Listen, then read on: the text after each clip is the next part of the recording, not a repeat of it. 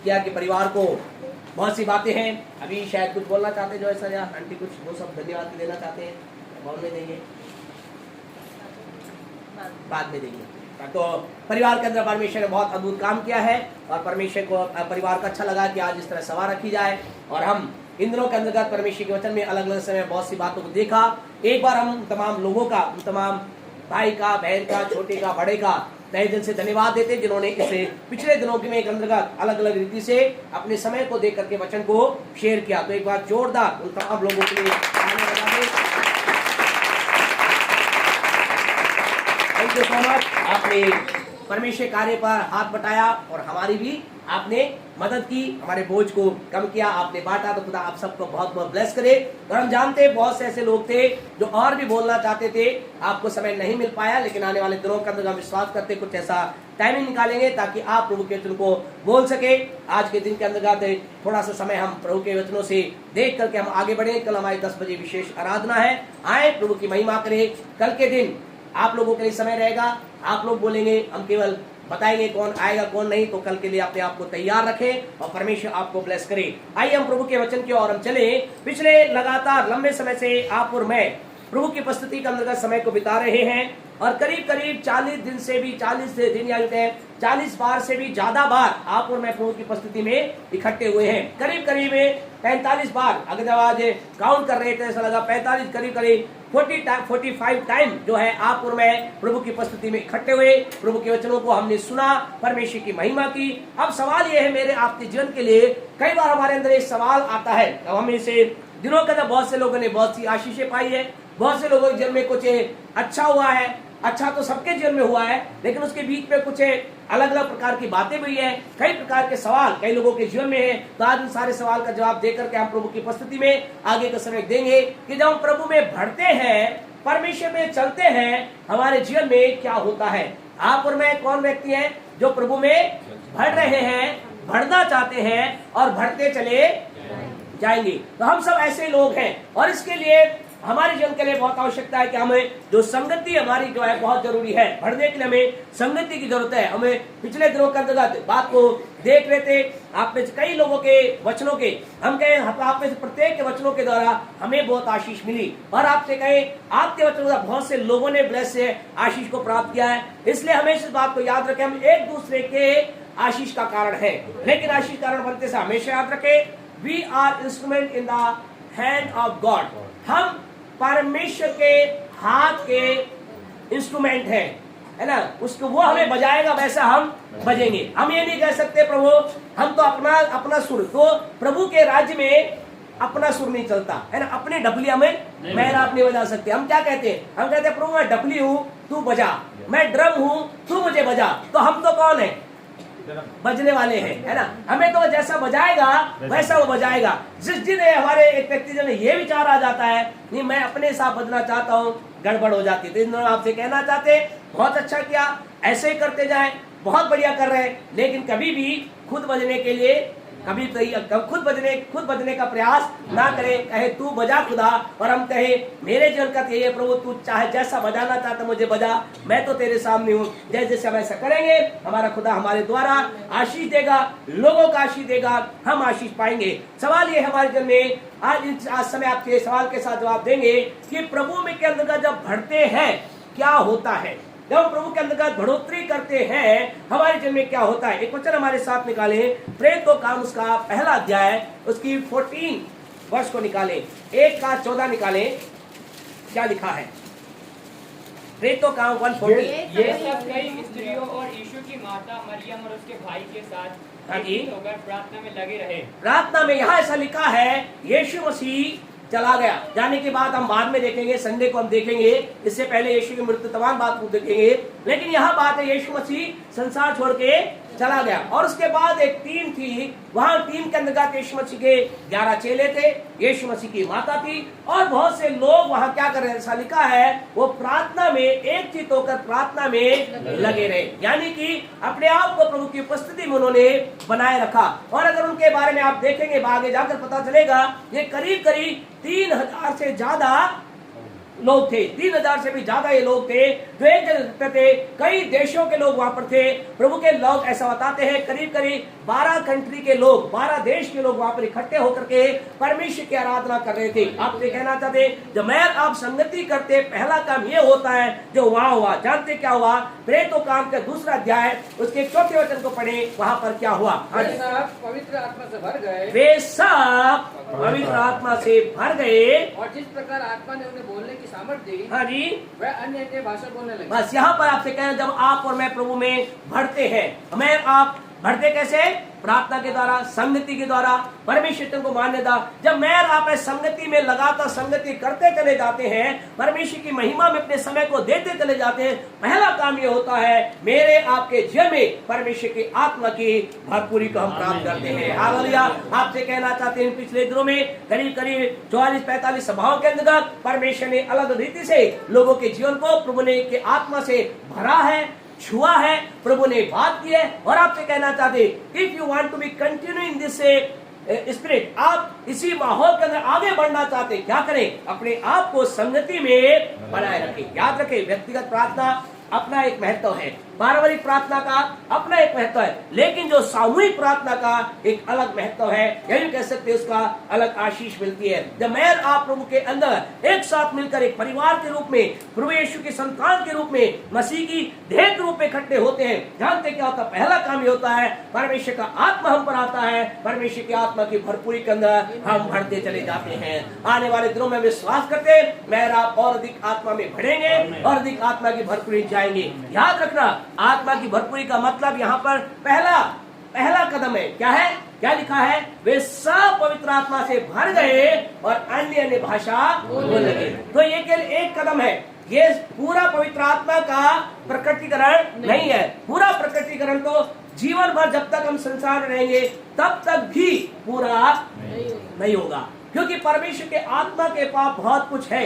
आने वाले दिनों बाइबल स्टडी में स्टार्ट करेंगे, तब आपको बताएंगे प्रभु के आत्मा के पास क्या है। प्रभु के आत्मा के पास 9 वरदान है। हर वरदान का अपना एक महत्व है। हर वरदान के नीचे एक शब्द कह सकते हैं, उसका एक सहायक वरदान है। और जब हमारे जीवन में ये चीजें एक के बाद एक आता है, मेरे और आपके अंदर चंगाई का वरदान, बुद्धि के वचन का वरदान, ज्ञान के वचन का वरदान, सामर्थ का वरदान, अन्य भाषा के अर्थ का वरदान, आत्मा परख का वरदान हमारे जीवन का भरपूरी से काम करता है। हम खुदा के लिए शायद तो होते, लेकिन कई लोगों को हम बचा पाते हैं, कई लोगों को हम आशीष दे पाते हैं। पहला काम मेरे आपके जीवन में होता है, प्रभु की आत्मा की भरपूरी हमारे जीवन के अंदर आती है। नंबर 2, दूसरा जानते क्या होता है? प्रेरितों काम उसका 12वां अध्याय उसके पहले वचन को निकाले। उस समय हेरोदेस राजा ने कलीसिया के कई व्यक्तियों को सताने के लिए उन पर हाथ डाले। बस अगला सेकंड चैप्टर है, जब आप प्रभु में बढ़ने का निर्णय लेते हैं, आप बढ़ना प्रारंभ करते हैं, दूसरा क्या आता है?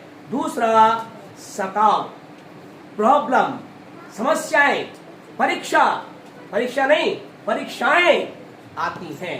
अब ये एक ऐसी चीज है जिसे हमें समझना बहुत जरूरी है, क्योंकि कई लोगों के जीवन में ये सवाल है, कई लोग अपने जीवन में ये सोचते हैं, मैं प्रभु में बढ़ रहा हूँ, बढ़ना चाह रहा हूँ, मैं तो बहुत प्रार्थना कर रहा हूँ, पिछले दिनों से ज्यादा मेरी प्रार्थना बढ़ गई है, पिछले दिनों से ज्यादा मैं उपवास कर रहा हूँ, पिछले दिनों से ज्यादा मैं खुदा के लिए दे रहा हूँ, समय दे रहा हूँ, धन दे रहा हूँ, 2 लोगों का समय दे रहा हूँ, लेकिन फिर मेरे जीवन के अंदर क्या, ये कुछ समस्या, कुछ सताव या कुछ प्रॉब्लम। सताव का मतलब केवल ये मत सोचिए कि आपको मुझे लोगों के द्वारा सताया जाएगा। सताव का मतलब प्रॉब्लम का मतलब प्रॉब्लम के अंदर कहें परीक्षा मेरे आपके जीवन के अंदर आती है। जो ही मैं आप अपने आप को खुदा के लिए बढ़ने के लिए देते हैं, अगर आप में से कोई दिन यहाँ है, इस विचार से बैठा है, मैं खुदा में बढ़ रहा हूँ और बढ़ना चाहता हूँ, खुदा मेरे जीवन के अंदर कोई परीक्षा ना आए, तो आपसे कहना चाहते हैं, you are on the wrong place.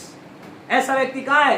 गलत जगह पर है, क्योंकि प्रभु का पवित्र वचन ऐसा कहता है। याकूब जानते क्या कहता है? 1 का 2 अगर आप पढ़ोगे याकूब की पत्री, उसका पहला अध्याय उसके दूसरे वचन के अंदर याकूब क्या कह रहा है? क्या कहता है जी? हे मेरे भाइयों, ये मेरे भाइयों और बहनों भी इसमें शामिल है, जब तुम नाना प्रकार की परीक्षाओं में पढ़ो, जब तुम नाना प्रकार की परीक्षाओं में पढ़ो, तो इसको पूरे आनंद की बात तो इसे क्या करो? पूरे आनंद की बात समझो। प्यारे परमेश्वर आपसे कहना चाहते हैं, हम प्रभु में बढ़ना चाहते हैं, यस। हम प्रभु बढ़ रहे हैं, यस। हम प्रभु की अलग अलग बातों को प्राप्त कर रहे हैं, यस। तो आपसे कहना चाहते हैं, हम जब अपने आप को उस क्षेत्र में डाल दिया, बढ़ोतरी, आपकी बढ़ोतरी, प्रभु के साथ संबंध में बढ़ोतरी, प्रभु की बातों बढ़ोतरी के लिए जब आपने मैंने डाल दिया, तो याद रखिए आपके मेरे जीवन में क्या होगा, नाना प्रकार की, नाना प्रकार समझते, नाना का नाना नहीं, नाना की ओर से नहीं। कई लोग सोचे हाँ अब मुझे पता चल गया मेरे नाना मुझे क्यों डांटते हैं, ऐसा नहीं, नाना की ओर से नहीं है ना, किसी नाना तो नहीं ऐसा नहीं है, नाना की ओर से परीक्षा नहीं। क्या मतलब, नाना अलग अलग कई प्रकार की क्या होगा, कई प्रकार के परीक्षाएं उस व्यक्ति के जीवन के अंदर आती हैं। हमें इस बात को याद रखना। इसका मतलब ध्यान रखें, आप बढ़ रहे हैं प्रभु में, हमें मालूम है, आप प्रभु के साथ चल रहे हैं, हमें मालूम है। और अब इस समय के अंतर्गत आपके लाइफ के अंतर्गत अगर किसी प्रकार की प्रॉब्लम, समस्या, व्यक्ति के द्वारा, घर के द्वारा, बाहर के द्वारा, पड़ोसी के द्वारा, बीमारी के द्वारा, या बिजनेस की कमी, या बिजनेस के कुछ लोगों के द्वारा अगर आ रही है, तो आपसे कहना चाहते हैं, आपको खुदा क्या कह रहा है, आनंद मनाइए, क्योंकि हम जब खुदा के साथ एक टाइम को, एक्स्ट्रा टाइम प्रभु के अंदर बढ़ोतरी करने चलते हैं, नाना प्रकार की परीक्षाएं आती हैं। लेकिन आप में से कुछ लोग कहेंगे, पास्टर साहब यीशु मसीह ने कुछ अलग कहा था। यीशु ने क्या कहा था, मत्ती 6:13 मेहरबानी से पढ़े। यीशु मसीह ने क्या कहा था, पढ़े। यीशु मसीह मत्ती रचित सुसमाचार का 6:13 पढ़े। और हमें परीक्षा में न ला, हमें परीक्षा में, ध्यान रखिए प्यारे परमेश्वर, यीशु मसीह ने क्या कहा, यीशु ने कहा जब तुम प्रार्थना करो ऐसी प्रार्थना करो, हे हमारे पिता तू जो स्वर्ग में है, तेरा नाम पवित्र माना जाए, तेरा राज आए। हे परमेश्वर क्या करना, हमें परीक्षा में ना ला। आपसे कहना चाहते इसका मतलब क्यों यीशु ने कहा, क्योंकि यीशु को मालूम था ये जब बढ़ेंगे इनके जिन परीक्षाएं आएंगी। और इसीलिए मत्ती 26:41 अगर आप पढ़ेंगे तो यीशु मसीह अपने अंतिम समय में है, क्रूस पे जाने ही वाला है। अब उसे क्रूस की मृत्यु के अंदर वो जाने वाला है, क्रूस पे उसे चढ़ाया जाने वाला है। लेकिन उससे पहले गतसमन के बगीचे में अपने चेलों के साथ वो समय बिता रहा है और अपने चेलों से क्या कहता है, पढ़े, जागते रहो और प्रार्थना करते रहो कि तुम परीक्षा में ना पड़ो। यीशु क्या कह रहा है, यीशु कह रहा है जागते रहो, प्रार्थना करो, तुम परीक्षा में ना पड़ो। इसका मतलब क्या है, इसका मतलब यीशु ये नहीं कह रहा कि तुम प्रार्थना करोगे तो परीक्षा से बच जाओगे। कई बार ऐसा लोग सिखाते हैं, कहते हैं अगर हम प्रार्थना करेंगे तो हमारे पर परीक्षा नहीं आएगी। नहीं, इट इज रॉन्ग टीचिंग, गलत शिक्षा है। यीशु क्या कह रहे हैं, यीशु कह रहा है मुझे मालूम है जब तुम मेरे साथ बढ़ने के लिए आगे चलोगे, तुम एक डिसीजन लोगे, मेरे साथ चलने का निर्णय लोगे, तुम मेरे साथ आगे बढ़ो, तुम निर्णय लोगे, तुम्हारे जीवन में परीक्षा आएगी। लेकिन ये दुआ करना तुम परीक्षा में फेल ना हो जाओ, तुम परीक्षा में हार ना जाओ, तुम परीक्षा में याव को ना छोड़ दो। यीशु ने कहा इसलिए तुम क्या करो, जागते रहो और प्रार्थना करते रहो। आज की सुबह आपसे कहना चाहते खुदा, रात कहना चाहते खुदा के लोगों, मुझे और आपको इस बात को समझना है, जब हम बढ़ोतरी की ओर चलते हैं क्या होता है, हमारे जो है दूसरा काम ये होता है, सताव, दुख, तकलीफ, परेशानियां हमारे जीवन के अंदर कई प्रकार से आती है। पौलुस कौन था, पौलुस अपने आप में प्रभु की बढ़ोतरी का एक अच्छा व्यक्ति था। पौलुस एक वो था जिसने यीशु मसीह को दर्शन किया था। पौलुस वो व्यक्ति था जिसे यीशु मसीह ने आमने सामने, यानी कि ज्योति के अंदर प्रकाश में से आवाज को उसने सुना था। और जो पौलुस साथ क्या, जीवन भर पौलुस के जीवन में कोई दुख नहीं आया। वो कैसे जिया, बड़े आनंद से जिया, खुशी से जिया, उसके जीवन में चिन्ह चमत्कार होते रहे, अद्भुत काम करता रहा। ऐसा था क्या, ऐसा उसका नहीं था। वो अपने बारे में थोड़ा वर्णन करता है, दूसरा कुरिन्थियों 11वां अध्याय अगर आप निकालेंगे, 2 Corinthians chapter 11 verse 23 से लेकर 27 तक अगर आप पढ़ेंगे तो ऐसा लिखा है, परंतु मैं डरता हूँ, हाँ जी, जैसे सांप ने अपनी चतुराई से हवा को बहकाया, क्या वे ही मसीह के सेवक हैं? हाँ जी, क्या वे मसीह सेवक हैं? मैं पागल के समान कहता हूँ। क्या कह रहा है पौलुस, कह रहा मैं पागल के समान कहता हूँ, मैं उनसे बढ़कर हूँ, मैं उनसे बढ़कर हूँ। अधिक परिश्रम करने से बार बार कैद होने में। तो क्या कह रहा है ये, क्या हुआ इसके जीवन में, ये कह रहा मैंने अधिक से अधिक परिश्रम किया, क्या हुआ, बार बार मैं कैद हुआ। कैद का मतलब जेल में गया, बोला बार बार मुझे जेल में डाला गया। हाँ जी, कोड़े खाने में बार बार मुझे कोड़े खाए, मुझे डाले गए, मारे गए, मृत्यु के जोखिमों में। हाँ जी, 5 बार मैंने यहूदियों के हाथ से 39 कोड़े खाए। कितनी बार कोड़े खाए, 5 बार। कितनी बार, 5 बार। यीशु मसीह ने एक बार, यीशु से भी ज्यादा बार इसने क्या किए, 39 कोड़े खाए। अब आप में से कुछ लोग सोच रहे होंगे 39 क्यों, 40 क्यों नहीं, मालूम आपको क्यों, क्योंकि 40 का मतलब दोषी ठहराया जाना, चाहे 39 तक क्या था, 39 कोड़े व्यक्ति को मारे जाने का मतलब ये था कि इसे सजा दी तो जा रही है, लेकिन ये सजा कंफर्म नहीं है। इसका पाप जो है या इसकी जो गलती है वो क्या है, लीगल नहीं है। आप अगर प्रभु के वचन के अंदर व्यवस्था में पढ़ोगे तो ऐसा लिखा गया है 40 कोड़े लगाकर उसे दोषी, जब वो दोषी ठहरे तो क्या करना, उसे 40 कोड़े लगाना। यहाँ तक इस बात के पीछे एक रहस्य है। ऐसा ही नहीं कि 39 कोड़े 5 बार लगाए, एक बार में 100-150 भी नहीं लगा दिए, भले एक बार में कर दो तबीयत के अंदर, है ना। ऐसे करते रहे कुछ माँ बाप। आप माँ बाप बहुत अच्छे हैं क्योंकि आपके बच्चे बहुत अच्छे हैं। कई माँ बाप पहले था ऐसा, पहले के माँ बाप ऐसी थे, है ना। हम लोगों ने, हमारे तो सीधे थे। कई माँ बाप, कई बच्चे यहाँ पर बैठे बोले पापा बस पता चल जाए उन्हें, है ना, क्यों पता चल जाए, उसके बाद फिर क्या, बेल्ट उनकी पीठ हमारी। वो मारते ज्यादा थे, गिनते कम थे, ऐसा ही होता था, है ना। तो यीशु के साथ भी ऐसा ही किया जा सकता था, पौलुस के साथ ऐसा किया जा सकता था, लेकिन ऐसा नहीं किया। पौलुस जीवन भर दुनियावी यहूदियों के सामने, रोमियों के सामने जहां भी गया वो क्या था, ही वाज इनोसेंट, यानी वो निर्दोष था, वो गलत नहीं था। इसलिए उसे क्या किया, 5 बात, हाँ आगे पढ़े। 3 बार मैंने बेतें खाई। 3 बार मैंने बेतें खाई। बेतें समझते हैं, समझते हैं बच्चों, स्कूल वाले हैं, डंडा खाया, रूल, मास्टर जी का रूल, डंडा, बेत, हाँ जी। 1 बार मुझ पर पथराव किया गया। 1 बार पथराव किया गया। 3 बार जहाज में जिन पर मैं चढ़ा था टूट गए, और जिस जहाज पर मैं टूट गया। 1 रात दिन मैंने समुद्र में काटा। समुद्र में मैं पड़ा रहा। मैं बार बार यात्राओं के, नदियों के जोखिमों में, हाँ जी, डाकुओं के जोखिमों में, हाँ जी, अपने जाति वालों के जोखिमों में, हाँ जी, अन्य जातियों के जोखिमों में, हाँ जी, नगरों के जोखिमों में, हाँ, जंगल के जोखिमों में, हाँ जी, समुद्र के जोखिमों में, हाँ, झूठे भाइयों के भी जोखिमों में रहा। हाँ जी। और क्या कह रहा है, मैं जोखिम में पड़ा रहा। कौन है ये, पौलुस है।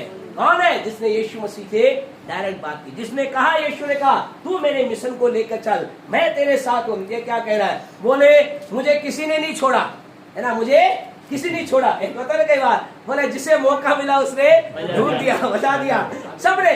बोले मेरे जाति वालों ने भी ठोक दिया मुझे, मेरे जाति क्या अन्य जाति वालों ने भी नहीं छोड़ा, शत्रुओं ने भी नहीं छोड़ा, अपना भी नहीं छोड़ा। आपसे कहना था, कई बार ऐसा होता है, कई सवाल ना उठाए, कई बार ऐसा होगा, मेरे आपके जीवन का खुदा ना करे हो, लेकिन हो तो चिंता ना करे। प्यारे परमेश्वर आपसे कहना चाहते हैं, मेरे आपके जीवन कई बार ऐसी चीजें जब हम प्रभु के अंतर्गत चलते हैं, हमारे लाइफ के अंदर की बातें कई बार आती हैं, तो हमें क्या करना है, सवाल नहीं करना है, हमें समझना है।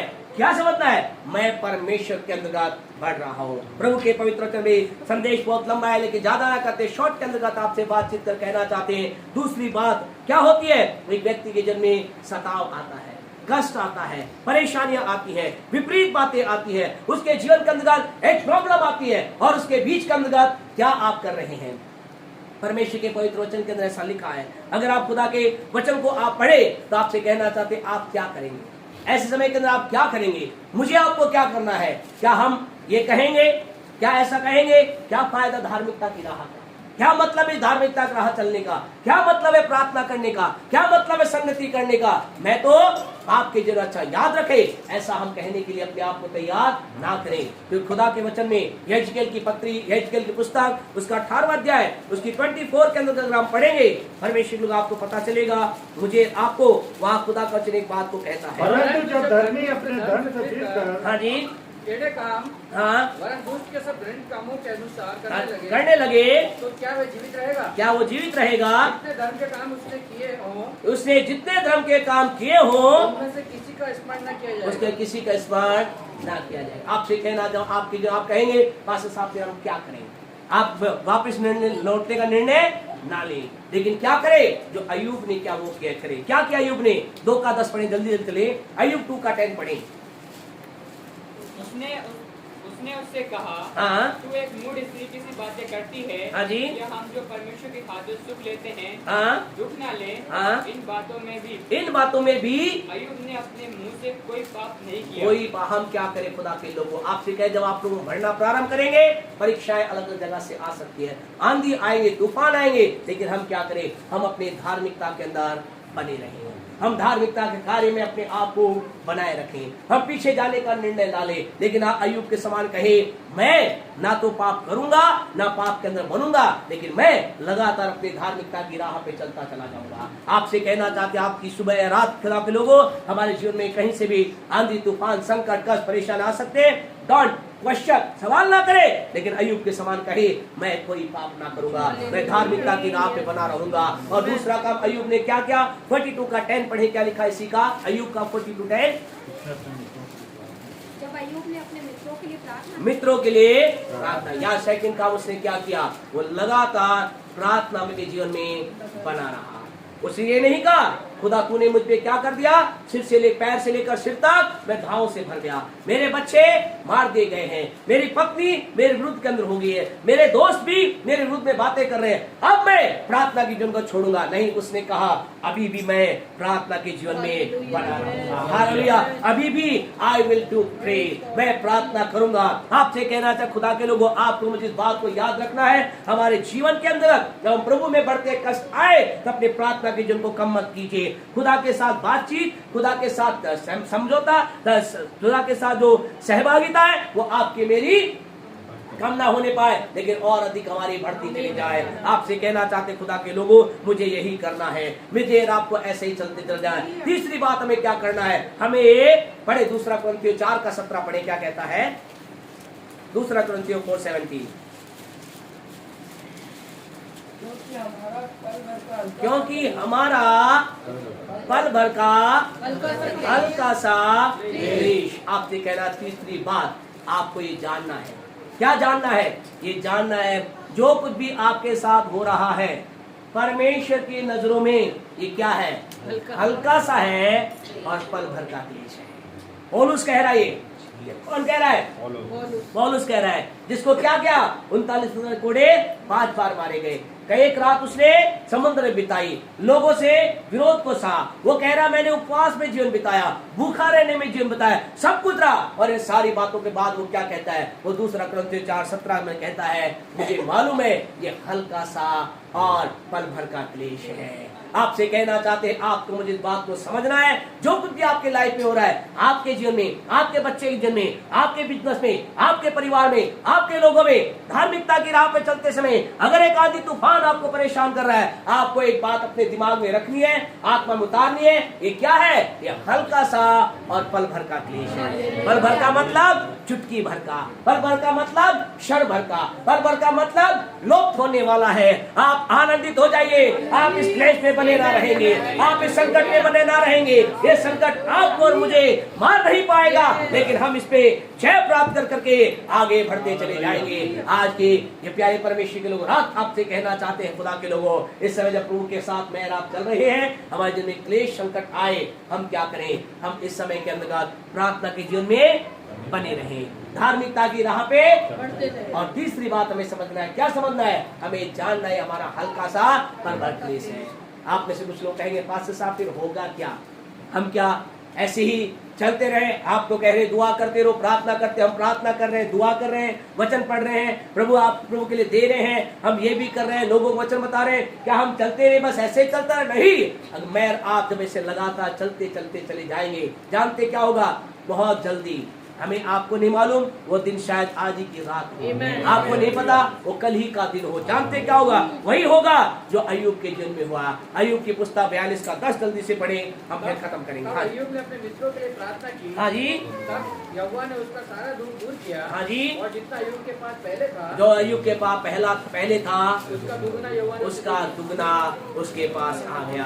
आपसे कहना चाहते धार्मिकता के राह पे जब हम चलते चले जाते हैं, तीसरा काम हमारे जीवन का ये होता है, कष्ट परेशानियां तो आती है, दुख और संकट तो आते हैं, लेकिन पहला हम प्रभु के आत्मा को प्राप्त करते हैं, दूसरा हम कष्टों में सोकर जाते हैं, और कष्टों में अगर हम लगातार उन समय में भी प्रार्थना, धार्मिकता और तमाम बातों बने रहे तो क्या होगा, फिर हमारे जीवन में तीसरा स्टेप होगा, मेरे आपके जीवन में दुगनी आशीषों को आप देखने पाएंगे, डबल आप देखने पाएंगे। कितने लोग जो डबल देखना चाहते हैं अपने हाथों को उठाएं, हालेलुया। मैं तो डबल देखना चाहते, दोनों हाथों को मैंने उठाया, हालेलुया। पैर उठा नहीं सकते तो पैर भी उठा देते, हालेलुया।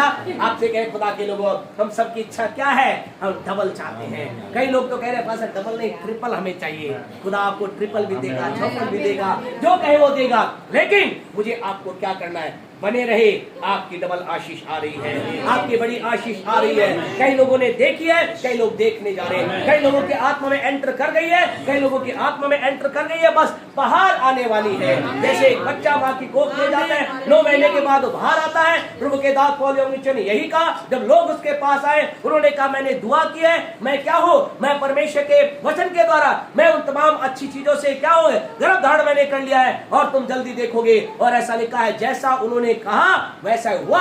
और आज से कुछ साल 5 साल पहले की बात, 3 साल 5 साल पहले की बात में डॉक्टर पॉल योविचो अभी प्रभु के पास गए, लेकिन वो दुनिया की सबसे बड़ी कलीसिया के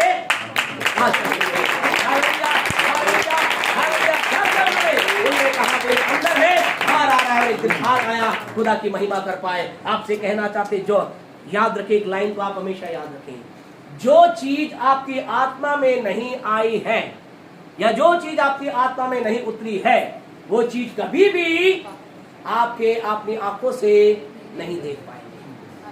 हालेलुया।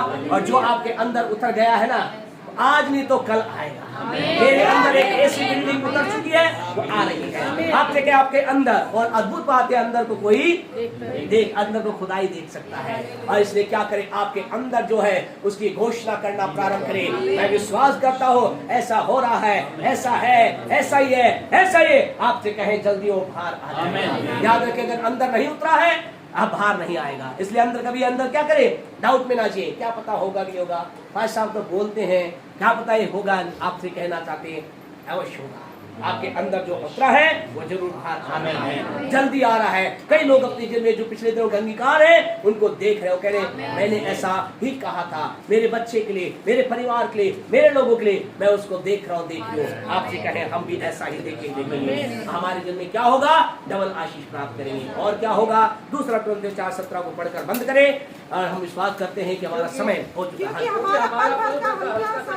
पल भर का हल्का सा क्लेश, एक बड़े मेहरबानी से हमारे लिए बहुत ही महत्वपूर्ण, हमारे लिए बहुत ही महत्वपूर्ण और अत्यंत महिमा उत्पन्न करने और अत्यंत महिमा उत्पन्न करते जाते हैं।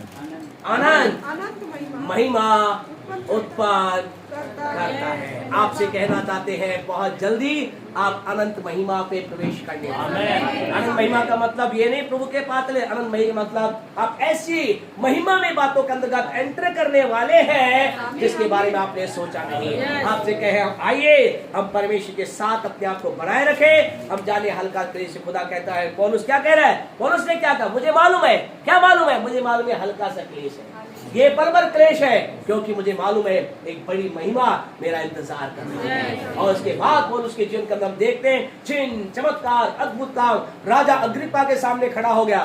राजा के सामने खड़ा होना कोई आसान बात नहीं थी, हल्की बात नहीं थी, मामूली बात नहीं थी। राजा के सामने सिर ऊंचा खड़ा करने का मतलब सिर कटवाना। राजा के कोई रूल नहीं होते, राजा का खुद का ही रूल होता है। जो उसने कह दिया वो कह दिया। उसने कह दिया अभी अगर सूरज है, बहुत धूप है, वो कह दिया अभी क्या है, अभी बरसात हो रही है, जनता को कहना पड़ेगा बरसात हो रही, नहीं करेंगे काट जाए। बोला राजा बोल रहा है। राजा का मतलब जो बोल दिया वो बजाव कर रहे होगा आप, उसके लिए कोई कानून नहीं था, कोई उसको किसी कानून के अंडर में नहीं था। उसकी वाणी ही क्या थी, कानून थी। उस अग्रिप्पा के सामने जाकर के पौलुस क्या कहता है, पौलुस कहता है मैं तुम्हें बताना चाहता हूँ, मैंने एक दर्शन को देखा, ऐसा ऐसा ऐसा ऐसा हुआ। आपसे कहे अग्नि राजा तक पहुंच गया। क्यों? क्योंकि से मालूम था ये कोड़े जो लगे, ये बैते जो लगी, मुझे पता है मैं एक अद्भुत महिमा में प्रवेश करने जा रहा हूँ, मैं ऊंचाई के अंदर जा रहा हूँ। आपसे कहना चाहते आप ऊंचाई पर जा रहे हैं, मैं ऊंचाई पर जा रहा हूँ, हम सब महिमा के स्थान पे जा रहे हैं। इस समय अगर आपके जन क्लेश है, चिंता ना करे, एक ही काम करे, अय्यूब के समान प्रार्थना में बने रहे, अय्यूब के समान धार्मिकता जीवन में बने रहे। लगातार आप क्या करते रहे, इस बात को विचार करते रहे, ये हल्का सा क्लेश है जो क्या करेगा, मिट जाएगा। हालेलुया। एक लाइन गाकर हम आगे बढ़ेंगे, अति शीघ्र ही टल जाएंगी ये तकलीफें 2 दिन की। कितने दिन की है? 2 दिन की। हाँ, 2 दिन कितना होता है हमें नहीं मालूम। खुदा का 2 दिन हमें नहीं मालूम, है ना। खुदा का 2 दिन हमें नहीं मालूम। खुदा है, खुदा कुछ भी कर सकता है, उसकी नजरों में 2 दिन 24 घंटे हो सकते हैं और एक मिनट भी हो सकता है। यस, अति शीघ्र ही टल जाएंगी ये तकलीफें 2 दिन की।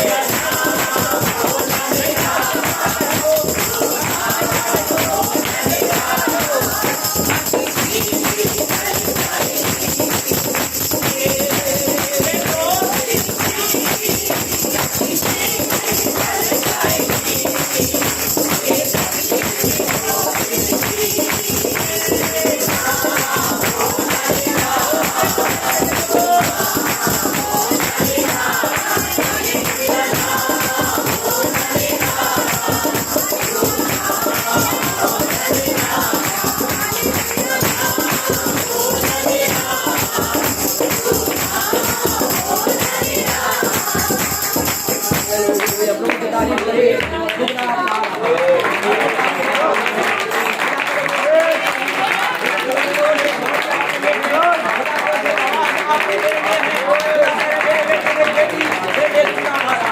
अनंत महिमा को देखने जा रही है जब तो मेरा बेटा मेरी बेटी है और इसलिए मैंने तेरे लिए दुगना तू प्राप्त करे। इसलिए मैं तेरे जीवन से पहला खत्म कर रहा हूँ, थोड़ा खत्म कर रहा हूँ, इसलिए नहीं कि तो बिल्कुल खत्म हो जाए, लेकिन इसलिए कि तू दुगना प्राप्त कर ले। पिता हम यीशु के नाम से आपके पास आए हैं, धन्यवाद देते हैं आज आपके लोगों के जीवन से, मुझसे हम में से हर एक से आपने वायदा क्या कहा कि आपका वचन के द्वारा हमें जाना कि हमारे लिए दुगनी आशीष अनंत महिमा की आशीष आ रही है। प्रभु हम अपने कर्तव्य को जो लगातार पिछले 46 दिन से 45 दिन से करते आ रहे संगति बने आगे भी करने के लिए अपने आप को समर्पित करते हैं। धन्यवाद आप हमारी मदद कर रहे हैं कि हम ऐसा ही कर रहे हैं। इस घर पर परिवार पर लोगों पर आपकी आशीष को ग्रहण करते हुए प्रार्थना को यीशु के नाम से मांगते हैं। हमारे परमेश्वर का प्रेम परमेश्वर का अनुग्रह पवित्र आत्मा की सहभागिता से लेकर दूसरे आगमन तक, यीशु के दूसरे आगमन तक मेरे साथ, हमारे साथ और संसार के तमाम विश्वासी लोगों के साथ बनी रहे। आमीन आमीन।